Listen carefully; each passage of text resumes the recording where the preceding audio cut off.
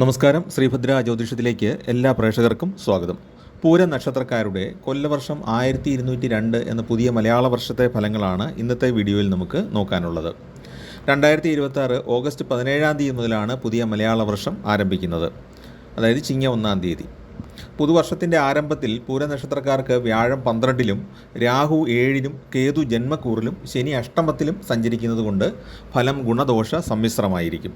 വ്യാഴം 12-ാം ഭാവത്തിലാണെങ്കിലും ഉച്ചരാശിയിൽ വന്നിട്ടുള്ളത് ഗുണകരമായിട്ട് വരും. ചെറിയ കാര്യങ്ങൾ നേടാൻ വിഷമം ഉണ്ടായാൽ പോലും വലിയ കാര്യങ്ങൾ പലപ്പോഴും നമ്മൾ പ്രതീക്ഷിക്കാത്ത വേഗത്തിൽ കൈവശം വരികയും ചെയ്യും. മേലധികാരികളിൽ നിന്ന് അനുകൂല നടപടികൾ ഉണ്ടാകും.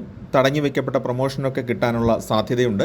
എന്നാൽ സഹപ്രവർത്തകരിൽ നിന്ന് എതിരായിട്ടുള്ള പെരുമാറ്റങ്ങൾ പലപ്പോഴും നേരിടേണ്ടി വരുന്നത് മനോദുഃഖം ഉണ്ടാക്കിയേക്കും. അതുപോലെ തന്നെ ജാമ്യം നിൽക്കാനോ സാക്ഷി പറയാനോ തുടങ്ങിയ കാര്യങ്ങളിലൊക്കെ വളരെ കരുതലുണ്ടായിരിക്കണം. അത്ര വിശ്വസ്തരായവർക്ക് വേണ്ടിയിട്ട് മാത്രമേ കേസുകളിലും കാര്യത്തിലൊക്കെ ഇടപെടാവുള്ളൂ. ഇല്ലെങ്കിൽ നമുക്ക് തന്നെ ബുദ്ധിമുട്ട് ഉണ്ടാകും. വിവാഹം നടക്കാനുള്ള സാധ്യതയും ഉണ്ട്. പ്രതികൂല സാഹചര്യങ്ങളെ തരണം ചെയ്യാനുള്ള ആത്മവിശ്വാസവും ആത്മശക്തിയൊക്കെ ലഭിക്കുന്നതാണ്. സാമ്പത്തിക വിഷമങ്ങളൊക്കെ നേരിടുമെങ്കിലും സുഹൃത്തുക്കൾ, ബന്ധുക്കൾ തുടങ്ങിയവരുടെ സഹായ സഹകരണങ്ങൾ ലഭിക്കുകയും അതിലൂടെ പ്രതിസന്ധികളൊക്കെ തരണം ചെയ്ത് മുന്നോട്ട് പോകാൻ സാധിക്കുകയും ചെയ്യും. നല്ല വിശ്വാസത്തോടുകൂടി പ്രാർത്ഥനയോടുകൂടി കാര്യങ്ങൾ ചെയ്താൽ വലിയ പരാജയങ്ങൾ ഉണ്ടാകാതെ വർഷമധ്യം വരെ കാര്യങ്ങൾ നല്ല രീതിയിൽ കൊണ്ടുപോകാനായിട്ട് സാധിക്കും. ഭൂമി വാങ്ങാനോ അല്ലെങ്കിൽ വീട് വെക്കാനോ ഉള്ള പരിശ്രമങ്ങൾ വിജയിക്കുന്നതാണ്. ജോലി അന്വേഷിക്കുന്നവർക്ക് ഉത്തമ ജോലി ലഭിക്കാൻ യോഗമുണ്ട്. അധികാരമുള്ള പദവികൾ ലഭിക്കാനും യോഗമുണ്ട്. ജോലി സംബന്ധമായിട്ട് കുറേയേറെ യാത്രകൾ ചെയ്യേണ്ട സാഹചര്യങ്ങളും ഉണ്ടായേക്കും. പ്രണയകാര്യങ്ങളിൽ വിഘ്നങ്ങൾ ഉണ്ടാകാൻ സാധ്യതയുണ്ട്. പഠിപ്പിന് തുല്യമായ ജോലി കിട്ടാതെ വരുന്നത് ഒരല്പം നിരാശ ഉണ്ടാക്കുമെങ്കിലും നമുക്ക് കിട്ടുന്ന ജോലിയിൽ നിന്ന് സാമ്പത്തിക ലാഭം ഉണ്ടാകും എന്നുള്ളൊരു മെച്ചമാണ്. പഠിച്ച വിഷയം സംബന്ധമായിട്ടായിരിക്കണമെന്നില്ല ജോലി കിട്ടുന്നത്. കുടുംബജീവിതത്തിൽ സാമാന്യമായ സംതൃപ്തിയുള്ള കാലമാണ്. പൂർവിക സ്വത്ത് വിൽക്കുന്നതിലൂടെ നമ്മുടെ പല ആവശ്യങ്ങളും സാധിച്ചേക്കും. വീട് നിർമ്മാണത്തിൽ അല്പം കാലതാമസം ഉണ്ടായേക്കാം. പണിക്കാരുടെ ഭാഗത്തു നിന്നോ അല്ലെങ്കിൽ കോൺട്രാക്ടറുടെ ഭാഗത്തു നിന്നോ ഉള്ള പ്രശ്നം കൊണ്ട് അല്പം ഒരു ലാഗിങ് ഉണ്ടായേക്കാം, കാലതാമസം ഉണ്ടായേക്കാം. അന്യദേശത്ത് പഠിക്കാനോ അല്ല ജോലി ലഭിക്കാനൊക്കെ ആഗ്രഹിക്കുന്നവർക്ക് അതിനുള്ള സാധ്യതയുണ്ട്. സാഹിത്യ പ്രവർത്തകർക്ക്, കലാപ്രവർത്തകർക്കൊക്കെ ഗുണകരമായ അനുഭവങ്ങളാണ് കൂടുതലും ഉണ്ടാകുന്നത്. ആരോഗ്യപരമായിട്ട് വളരെ ശ്രദ്ധിക്കേണ്ട ഒരു വർഷമാണ്. ശനി അഷ്ടമത്തിൽ നിൽക്കുന്നത് കൊണ്ട് ബിസിനസ്സിൽ വിഷമതകൾ നേരിടാൻ സാധ്യതയുണ്ട്. ഉദ്ദേശിക്കുന്നത്ര വരുമാനം ലഭിക്കാത്തത് കൊണ്ട് പല കാര്യങ്ങളും പിന്നത്തേക്ക് മാറ്റിവെക്കേണ്ടി വന്നേക്കും. അതുപോലെ തന്നെ ആഡംബര വസ്തുക്കൾ വാങ്ങാനുള്ള തീരുമാനമൊക്കെ കുറച്ച് നീട്ടിവെക്കേണ്ട സാഹചര്യങ്ങൾ പലപ്പോഴും ഉണ്ടായേക്കും.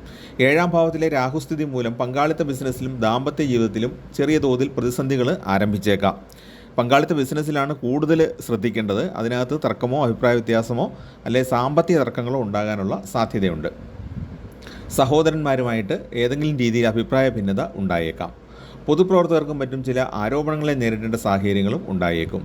ഓരോ കാര്യവും ഓരോ പ്രാവശ്യവും മത്സരിച്ച് നേടേണ്ടി വരുന്നത് മനസ്സിനെ ക്ഷീണിപ്പിക്കും.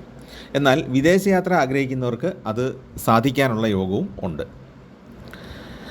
വ്യാഴം 2026 ഒക്ടോബറിൽ ചിങ്ങരാശിയിലേക്ക് മാറുന്നുണ്ട്. അത് പൂര നക്ഷത്രക്കാരെ സംബന്ധിച്ചിടത്തോളം അത് ജന്മക്കൂറാണ്. അവരുടെ ജന്മവ്യാഴം എന്ന് പറയുന്നത് കുറച്ച് സങ്കടങ്ങളും വിഷാദവും ഒക്കെ നൽകുന്ന ഒരു ഗ്രഹസ്ഥിതിയാണ്. അപ്പോൾ ഈ വ്യാഴം മാറുന്നത് പിന്നാലെ ഡിസംബറിൽ രാഹു കേതു രാശിമാറ്റ സമയത്ത് ആരോഗ്യത്തിൽ വളരെ ശ്രദ്ധിക്കേണ്ടതാണ്. ആ സമയത്തുള്ള ഉണ്ടാകുന്ന ചെറിയ രോഗലക്ഷണങ്ങളെ പോലും നമ്മൾ അവഗണിക്കരുത്. മാത്രമല്ല, ആയുധം, അഗ്നി തുടങ്ങിയവ കൈകാര്യം ചെയ്യുമ്പോൾ വളരെയേറെ സൂക്ഷിക്കണം. ശരിക്കും പറഞ്ഞാൽ ആയുധം, അഗ്നി, വൈദ്യുതി ഈ 3 കാര്യങ്ങളും വളരെയേറെ സൂക്ഷിക്കേണ്ടതാണ്. വൈദ്യുതി എന്ന് പറയുമ്പോൾ നമ്മുടെ ഇലക്ട്രിസിറ്റി മാത്രമല്ല, നമ്മുടെ ഇടിമിന്നലിനെയും ശ്രദ്ധിക്കേണ്ടതാണ്. അതായത് ട്രെക്കിംഗ് ഒക്കെ നടത്തുന്നവർ വലിയ കുന്നിൻ്റെ മുകളിലൊക്കെ കയറി നിൽക്കുക, ഇങ്ങനെയുള്ള കാര്യങ്ങളൊക്കെ വളരെ ശ്രദ്ധിച്ച് മാത്രമേ ചെയ്യാവുള്ളൂ. മഴക്കാറുള്ള സമയത്ത് ഒരുപാട് ഉയർന്ന സ്ഥലങ്ങളിൽ പോയി നിന്നാൽ അത് വലിയ ബുദ്ധിമുട്ട് ഉണ്ടാക്കിയേക്കാം. അത് വ്യാഴ മാറ്റവും അതിൻ്റെ പിന്നാലെ രാഹുകേതു മാറ്റവും കൂടെ വരുന്ന സമയത്താണിത് വളരെയേറെ ശ്രദ്ധിക്കേണ്ടത്. പക്ഷേ 6-ാം ഭാവത്തിലേക്ക് വരുന്ന രാഹു ശത്രുക്കളുടെ ഉപദ്രവം നന്നായിട്ട് കുറയ്ക്കും. രാഹു 6-ലേക്ക് വരുന്നത് ഗുണകരമാണ്, പാപഗ്രഹമാണെങ്കിലും.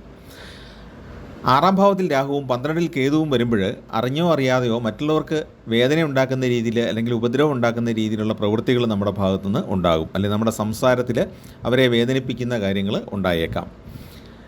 വീണ്ടും വ്യാഴം ഉച്ചരാശിയിലേക്ക് തന്നെ 2027 ജനുവരിയോടെ തിരികെ വരുന്നതുകൊണ്ട് ജീവിതസുഖം വീണ്ടും വർദ്ധിക്കുന്നതാണ്. ഈ സമയത്ത് ജീവിതത്തിൽ പൊതുവെ ഗുണാനുഭവങ്ങൾ അനുഭവപ്പെടും. ഏർപ്പെടുന്ന പ്രവർത്തനങ്ങളിൽ വിജയമുണ്ടാകും. സാമ്പത്തികമായിട്ട് നിലനിന്നിരുന്ന വിഷമതകൾ ശമിക്കുന്നതാണ്. എങ്കിലും വർഷം മുഴുവനും എല്ലാ കാര്യത്തിലും ഒരുതരം അസംതൃപ്തി എപ്പോഴും പിന്തുടരുന്നതായിട്ട് നമുക്ക് അനുഭവപ്പെടും. എന്തെല്ലാം കിട്ടിയാലും, കാര്യങ്ങളൊക്കെ സാധിച്ചു കിട്ടിയാലും ഒരു തൃപ്തിക്കുറവ്, മനസ്സിനൊരു സന്തോഷക്കുറവ് അനുഭവപ്പെട്ടേക്കും. വരവിൽ കൂടുതൽ ചിലവുണ്ടായേക്കും. പുതിയ പങ്കാളിത്ത ബിസിനസ് തുടങ്ങാൻ അത്ര നല്ല സമയമല്ല. ജീവിതശൈലി രോഗങ്ങൾക്ക് വിദഗ്ധ ചികിത്സ തേടുന്നത് ഉചിതമായിരിക്കും. അതായത് പ്രഷർ, ഷുഗർ തുടങ്ങിയ കാര്യങ്ങളൊക്കെ ഉള്ളവർ, അതുപോലെ കരൾ രോഗം ഉള്ളവർ, ഉദര സംബന്ധമായിട്ട് എന്തെങ്കിലും പ്രശ്നമുള്ളവർ, ഇവരൊക്കെ കൃത്യമായ ചികിത്സ തേടുന്നത് നല്ലതായിരിക്കും. കർമ്മരംഗത്ത് അലസത ഉണ്ടായേക്കാം. പ്രണയസാഫല്യമുണ്ടാകും. വിവാഹ നിശ്ചയത്തോളം എത്തിയ ബന്ധം ചിലപ്പോഴത് വിവാഹ നിശ്ചയം കഴിഞ്ഞിട്ട് ആ ബന്ധം ഒഴിവാക്കാനായിട്ട് തീരുമാനിച്ചേക്കും. അങ്ങനെ ഒരു സാധ്യത കൂടെ കാണുന്നുണ്ട്. അതുകൊണ്ട് ശ്രദ്ധിക്കേണ്ടതാണ്. വിവാഹം ആലോചിക്കുമ്പോൾ തന്നെ മുഴുവൻ സാഹചര്യങ്ങളും അന്വേഷിച്ചിട്ട് ഉറപ്പിക്കുന്നതാണ് നല്ലത്. 2027 ജൂൺ മാസത്തിൽ ശനി 9ാം ഭാവത്തിലേക്ക് മാറുന്നത് കുറച്ച് ഗുണം ചെയ്യുന്നതാണ്. നഷ്ടപ്പെട്ടു പോയി എന്ന് കരുതിയ ചില വസ്തുക്കൾ തിരികെ ലഭിക്കാൻ യോഗമുണ്ട്. വരുമാനം അല്പം വർദ്ധിക്കാനും യോഗമുണ്ട്. ഇതാണ് നമുക്ക് പൂരനക്ഷത്രക്കാരുടെ പൊതുഫലം എന്ന് പറയുന്നത്. പൂരനക്ഷത്രക്കാർ ചെയ്യേണ്ട വഴിപാടുകളെപ്പറ്റി നോക്കുമ്പോൾ അവർ മഹാലക്ഷ്മി, അന്നപൂർണേശ്വരി, യക്ഷിയമ്മ ഈ 3 ദേവിമാരുടെ ക്ഷേത്രത്തിലും വഴിപാടുകൾ ചെയ്യുന്നത് നല്ലതാണ്. ഏതായാലും ദേവീക്ഷേത്രം എല്ലാവരുടെയും വീടിനടുത്തുണ്ടായിരിക്കും. ആ ദേവീക്ഷേത്രത്തിലെങ്കിലും വഴിപാടുകൾ ചെയ്യാനായിട്ട് ശ്രദ്ധിക്കുക. അതിരാവിലെ സൂര്യനെ പ്രാർത്ഥിച്ച് ആദിത്യഹൃദയ മന്ത്രം ജപിക്കുന്നത് നല്ലതാണ്. അത് അറിയില്ലെങ്കിൽ സൂര്യസ്തോത്രം ജപിച്ചാലും മതിയാകുന്നതാണ്. ദേവിക്ക് ശർക്കര പായസം നിവേദിക്കുന്നത് പ്രധാനമാണ്. ഈ ശർക്കര പായസം നേദിച്ചിട്ട് അത് കുട്ടികൾക്ക് വിതരണം ചെയ്യുന്നതും ഉത്തമമാണ്. ശിവക്ഷേത്ര ദർശനം നടത്തിയിട്ട് കൂവളമാല സമർപ്പിക്കുന്നത് ആരോഗ്യപരമായ ദോഷങ്ങൾ അകറ്റാൻ വളരെ നല്ലതാണ്. അതോടൊപ്പം തന്നെ ഹനുമാൻ സ്വാമിക്ക് വെറ്റിലമാലയോ വടമാലയോ സമർപ്പിക്കുന്നത് നല്ലതാണ്. ശാസ്താവിന് നെയ്വിളക്ക് തെളിക്കേണ്ടതും വളരെ ആവശ്യമാണ്. കാരണം അഷ്ടമശനിയാണ്. ശനി 8ൽ നിൽക്കുന്നത് വളരെ ബുദ്ധിമുട്ടുണ്ടാകുന്ന ഒരു കാലമാണ് അഷ്ടമശനി എന്ന് പറയുന്നത്. ശേഷം ശനി 9ലേക്കാണ് മാറുന്നത്, അതായത് 2027 ജൂണിൽ. അപ്പം 9ലേക്ക് മാറുമ്പോൾ കുറച്ച് നേട്ടങ്ങൾ ഉണ്ടാകുമെങ്കിലും ചില കാര്യങ്ങളിലൊക്കെ തടസ്സം ഉണ്ടാകും. ഭാഗ്യഭാവമാണല്ലോ 9. അതുകൊണ്ട് ശാസ്താവിന് വഴിപാട് ചെയ്യാൻ മറക്കരുത്. ഹനുമാൻ സ്വാമിക്കും വഴിപാട് ചെയ്യുന്നത് ദോഷഫലങ്ങൾ മാറാനായിട്ട് നല്ലതാണ്. ശത്രുദോഷം മാറാനും ഹനുമാൻ സ്വാമിക്ക് ചെയ്യുന്ന വഴിപാടുകൾ നല്ലതാണ്. അതുകൊണ്ട് ഈ വഴിപാടുകൾ കൃത്യമായിട്ട് ചെയ്യാനായിട്ട്, അത് ചിങ്ങമാസത്തിൽ തന്നെ ചെയ്യുകയാണെങ്കിൽ നല്ലത്. ഇല്ലെങ്കിൽ അടുത്തടുത്ത മാസങ്ങളിൽ വർഷമധ്യത്തിന് മുമ്പായിട്ട് ഇതെല്ലാം ചെയ്യുന്നത് വളരെ ഉത്തമമായിരിക്കും. സർപ്പങ്ങൾക്കൊരു ആയില്യ പൂജ കൂടെ കൊടുത്താൽ ഏറ്റവും ഉത്തമമായിരിക്കും. രാഹുകേതു മാറ്റ സമയത്തുണ്ടാകുന്ന പ്രയാസങ്ങൾ ഒഴിവാക്കാനായിട്ട് അത് നല്ലതായിരിക്കും. ഇത്രയുമാണ് നമുക്ക് പൂരം നക്ഷത്രക്കാരുടെ പുതിയ മലയാള വർഷത്തെ ഫലങ്ങളായിട്ട് സൂചിപ്പിക്കാനുള്ളത്. എല്ലാവർക്കും നന്മയുണ്ടാകട്ടെ എന്ന് പ്രാർത്ഥിക്കുന്നു. ചാനൽ ഇഷ്ടപ്പെട്ടെങ്കിൽ ചാനലൊന്ന് സബ്സ്ക്രൈബ് ചെയ്യുകയും നിങ്ങളുടെ കൂട്ടുകാർക്കും അയൽക്കാർക്കും പരിചയക്കാർക്കും ഒക്കെ ഒന്ന് ഷെയർ ചെയ്ത് കൊടുക്കുകയും ചെയ്യുക. ചാനലിൽ ജോയിൻ ചെയ്യാൻ ആഗ്രഹിക്കുന്നവർ ഈ വീഡിയോയുടെ താഴെയുള്ള ജോയിൻ ബട്ടൺ ക്ലിക്ക് ചെയ്താൽ അവർക്ക് ചാനലിൽ ജോയിൻ ചെയ്യാൻ സാധിക്കുന്നതാണ്. എല്ലാവർക്കും നന്മയുണ്ടാകട്ടെ. എല്ലാവർക്കും കുടുംബത്തിൽ ഐശ്വര്യവും അഭിവൃദ്ധിയും ഉണ്ടാകട്ടെ എന്ന് പ്രാർത്ഥിക്കുന്നു. നിങ്ങളുടെ പേരും നക്ഷത്രവും കമൻറ്റ് ബോക്സിൽ കമൻറ്റ് ചെയ്യുകയാണെങ്കിൽ നിങ്ങൾക്ക് വേണ്ടി നമ്മുടെ പ്രാർത്ഥനകളിലെല്ലാം ഉൾപ്പെടുത്തുന്നതാണ്. നിങ്ങൾക്കെല്ലാവർക്കും സാമ്പത്തികമായിട്ട് അഭിവൃദ്ധി വരുന്ന മലയാള വർഷത്തിൽ ഉണ്ടാകട്ടെ എന്ന് പ്രത്യേകം പ്രാർത്ഥിക്കുന്നു. നമസ്കാരം.